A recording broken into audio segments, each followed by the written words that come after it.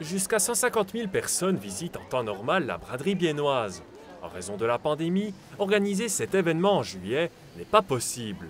Selon le président du comité d'organisation, une autre année sans manifestation traditionnelle serait désastreuse pour beaucoup de participants.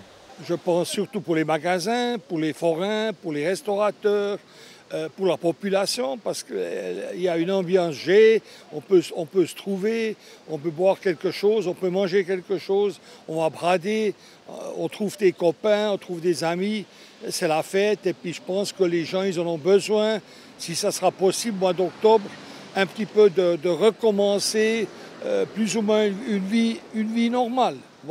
Soyons optimistes, ce qui sera possible. Avec la campagne de vaccination actuelle de l'OFSP qui vise une certaine immunité collective en automne, l'événement de plus de 80 ans pourra avoir lieu du 1er au 3 octobre. Avec son salon de tatouage à la rue Neuve, Lino Maccarini compte y participer pour la première fois en tant que gérant. Pour le tatoueur, l'aspect financier est secondaire. Alors le but c'est vraiment d'amener le plus de monde possible, de faire une publicité.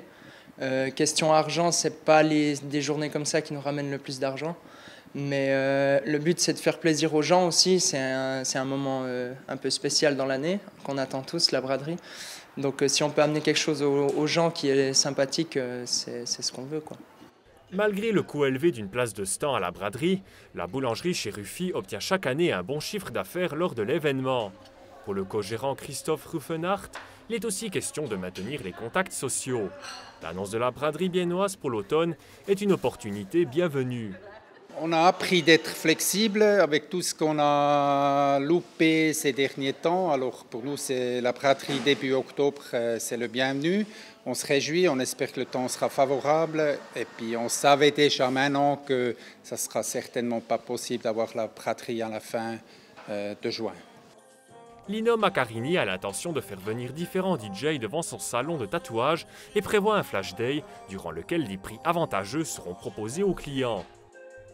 Le comité d'organisation de la braderie biennoise avance étape par étape afin de savoir ce qui pourra être faisable durant l'événement et ainsi apporter un brin de normalité à Bienne.